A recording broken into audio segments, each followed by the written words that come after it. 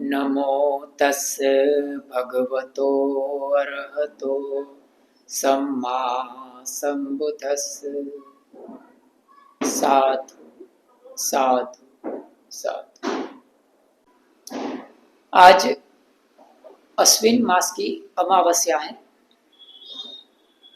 तो आशा करता हूँ कि आप सब ने उपोषित लिया होगा और बहुत सारे लोग धम्म के मार्ग का प्रतिपादन करते करते आगे बढ़ रहे होंगे।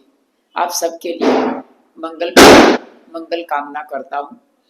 और बहुत सारे लोग चैनल व्हील ऑफ धम्म को देखते तो है लेकिन सब्सक्राइब नहीं करते, तो आप चैनल को सब्सक्राइब करें। वीडियो अच्छा लगता है, सच्चा लगता है तो लाइक एवं शेयर करना ना भूलें। आसपास में बहुत सारे लोग फटाके फोड़ रहे हैं, तो ये वीडियो में डिस्टर्बेंस हो सकता है, तो आपको दरगुजर करना पड़ेगा। बहुत ही रसप्रद आज की धम्म देशना है। ऑफ कोर्स ये धम्म के पंडित वर्ग की ही है।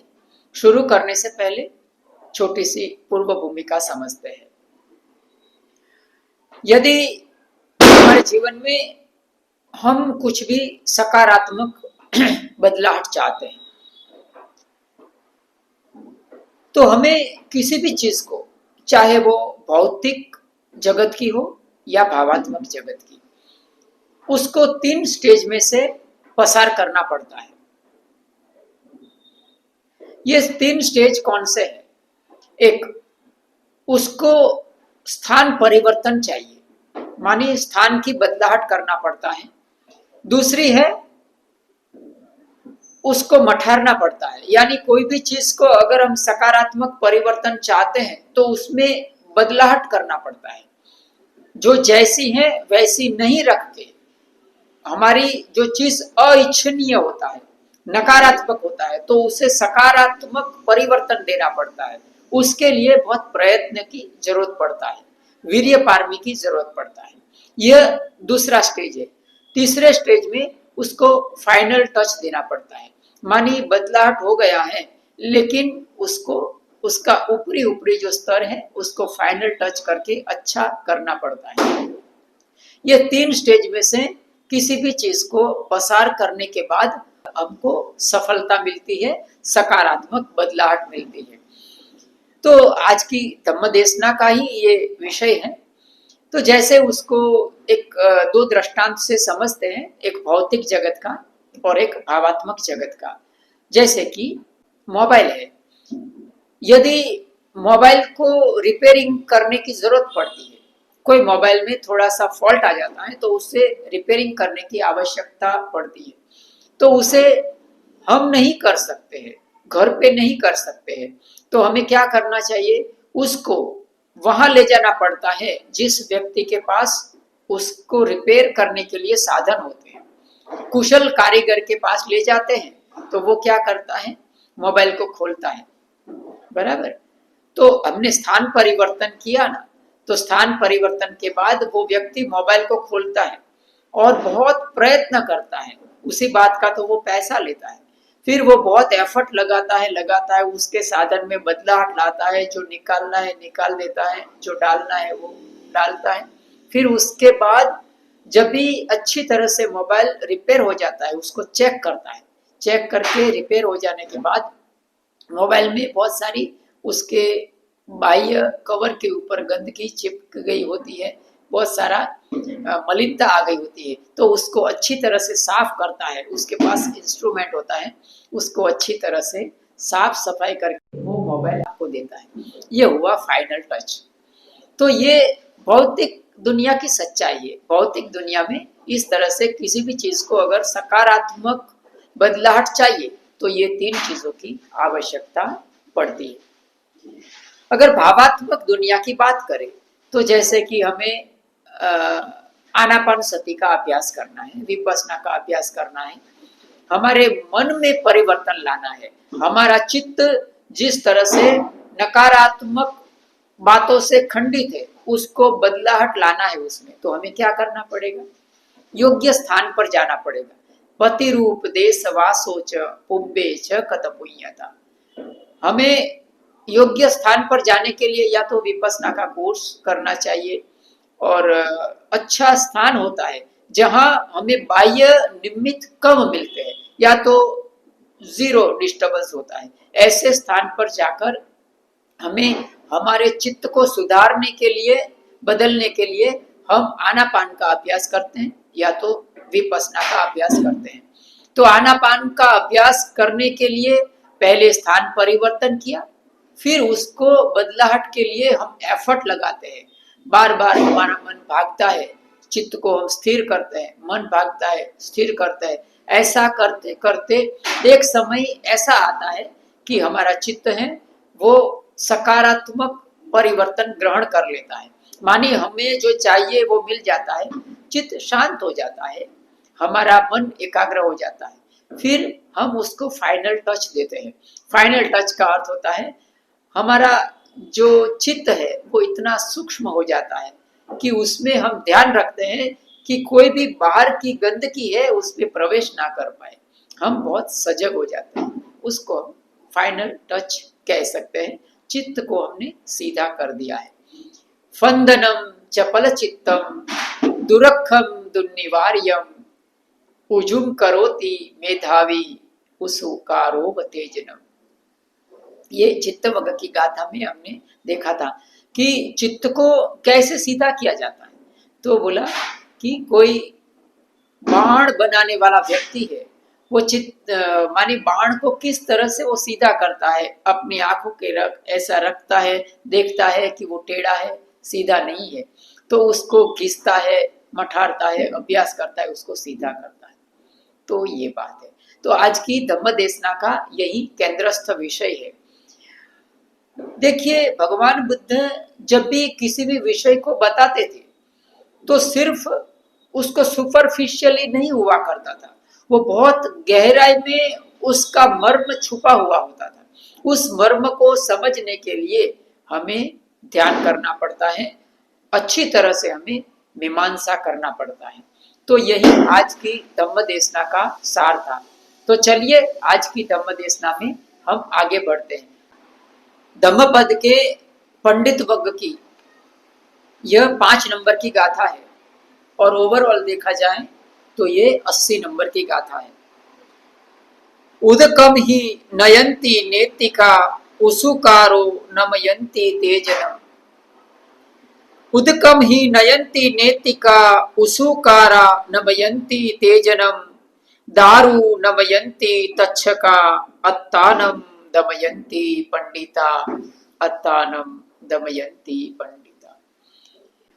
कहने का अर्थ है खेत मजूर पानी की नहर वाले पानी को जहां चाहे वहां ले जाते हैं।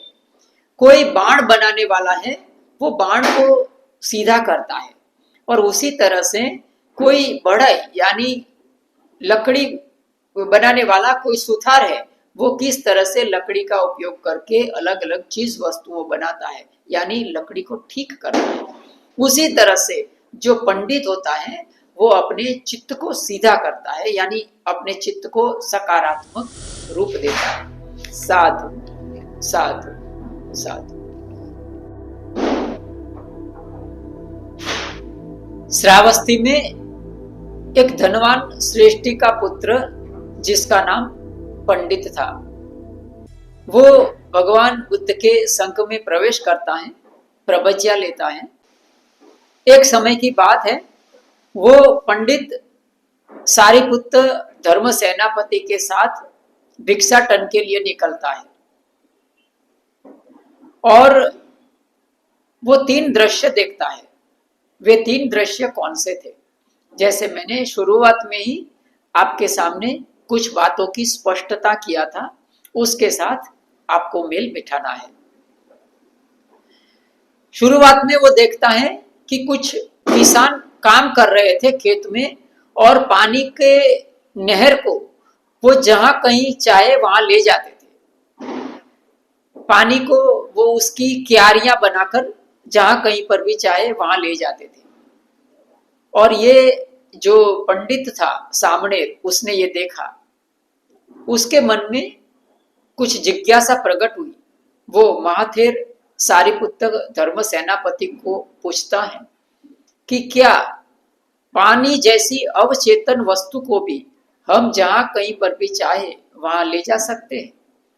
सारिपुत्र महाथेर का जवाब था कि जी, किसी भी चीज अवचेतन वस्तु है पानी जैसी, उसको भी हम जहां कहीं पर भी चाहे वहां ले जा सकते हैं। थोड़े दूर आगे बढ़ते हैं तो वो दूसरी बार किसी सुथार को देखते हैं। वो सुथार लकड़ियों का उपयोग करके अच्छी अच्छी चीज वस्तुएं बना रहे थे। कुर्सी हो सकता है, रथ हो सकता है, कुछ रथ के पहिए हो सकता है, ऐसी चीजें वो बना रहे थे। जब लकड़ी जंगल में से लाई जाती है तो उसका स्वरूप तो इतना अच्छा नहीं होता है, लेकिन उसके ऊपर कारीगरी की जाती है, उसके ऊपर प्रयत्न किया जाता है, एफर्ट लगाया जाता है और उसमें से अच्छी अच्छी स्वरूपवान चीजें बनाया जाता है। तो दूसरी बार भी वो अपनी जिज्ञासा व्यक्त करता है। कौन? वो पंडित श्रामणेर। फिर से सारिपुत्र महाथेर ऐसे ही जवाब देते हैं कि हाँ, लकड़ी जैसी अवचेतन वस्तु में भी यदि हम चाहे वैसा आकार दे सकते हैं। तीसरी बार आगे बढ़ते हुए एक बाण बनाने वाले को देखता है। वो व्यक्ति बाण बना रहा था और बार बार वो बाण को सीधा करने के लिए वो उसको मानी वर्टिकल रख के उसकी जो सीधता होती है उसको बार बार देखता था। जब भी उसे टेढ़ा लगता था तो वो बाण के ऊपर वो अच्छी तरह से घिसता था और अच्छी तरह से उसको सीधा करता था। फिर से वो श्रामणेर ऐसी ही जिज्ञासा व्यक्त करता है और सारिपुत्र ऐसे ही जवाब देते हैं कि हाँ, बाण जैसी अवचेतन वस्तु को भी अगर हम अच्छी तरह से उसको अभ्यस्त करते हैं तो उसको सीधा किया जा सकता है। तीन बातों को लेकर वो पंडित श्रामणेर के अंदर तीव्र धम्म संवेग जागता है कि यदि ऐसी निर्जीव चीजों के ऊपर भी हम अभ्यास करते हैं अच्छी तरह से तो हमें उसको सकारात्मक रूप दे सकते हैं। तो हमारे चित्त को हम क्यों नहीं बदल सकते? हमारा चित्त कितना भी मलिन हो, कितना भी नकारात्मक हो, तो हम उसको सकारात्मक रूप क्यों नहीं दे सकते? हम चित्त को एकाग्र क्यों नहीं कर सकते? इस तरह का उसके अंदर एक सकारात्मक धर्म के प्रति भाव पैदा हुआ। जैसा मैंने शुरुआत में स्पष्टता किया था कि शुरुआत में जो खेडूत था उसने क्या किया कि पानी की जो धारा थी उसका उसने स्थान बदला। मानी पानी के अंदर वो बदलाहट लाता है, मानी एक स्थान से दूसरे स्थान पर ले जाना पड़ता है। यह एक बात थी। दूसरी बार हमने देखा कि वो जो सुथार थे वो क्या करते थे, तो बोले लकड़ी थी, उनको वो योग्य रूप देने के लिए उसके ऊपर बहुत एफर्ट लगाते हैं, उसके ऊपर प्रयत्न करने के बाद उसको एक अच्छा स्वरूप देते हैं, जैसे कि पहिया है, रथ है, कुर्सी है इत्यादि। तीसरी बार हमने देखा कि जो बाण बनाने वाला बाण को कैसे सीधा करता है, तो बोला उसको बार बार देखता है, उसको फाइनल टच देता है, मानी जहां पर भी वो टेढ़ा लगता है उसको वो घिसता है, ऐसा कर करके फाइनल टच देकर वो बाण को सीधा करता है। तो ये तीन बातों को लेकर हमें उसी तरह से मेल बिठाना है। तो वो जो पंडित श्रामणेर था वो अधिष्ठान लेता है, उसको स्थान चुनता है, एक जगह जहां वो ध्यान साधना का अभ्यास कर सके, आनापान विपස්සना का अभ्यास कर सके, ऐसे स्थान पर वो अधिष्ठान लेकर बैठ जाता है और फिर वो एफर्ट लगाता है आनापान विपස්සना की। फिर आनापान विपස්සना करते करते वो अरहंत पद की प्राप्ति कर लेता है। एक बार धम्म परिषद में पंडित श्रामणेर के ऊपर धम्म साकच्छा चलती है। भगवान तथागत सम्यक संबुद्ध पंडित श्रामणेर की बहुत प्रशंसा करते हैं और कहते हैं कि जो व्यक्ति धम्म साधना में रत रहता है, आनापान विपස්සना का अभ्यास करता है, उसकी सुरक्षा इंद्र एवं देवतागण भी करते हैं। तो मैंने भी आज ये पंडित श्रामणेर है, उसकी ध्यान की सुरक्षा के लिए मैंने प्रबंध किया है ताकि उसकी ध्यान साधना में कोई व्यवधान पैदा ना हो। इस तरह से भगवान बुद्ध ने आज की जो धम्म देशना है उसकी गाथा का उपदेश दिया था कि जिस तरह से किसान पानी को ले जाते हैं, जिस तरह से कोई सुथार लकड़ियों का उपयोग करके लकड़ियों को विविध विविध रूप देते हैं, कोई बाण बनाने वाला बाण को सीधा करता है, उसी तरह से मेरा पुत्र अपने चित्त को ठीक करता है, अपने चित्त को सकारात्मक रूप देता है। साधु साधु साधु। सबका मंगल हो, सबका मंगल हो।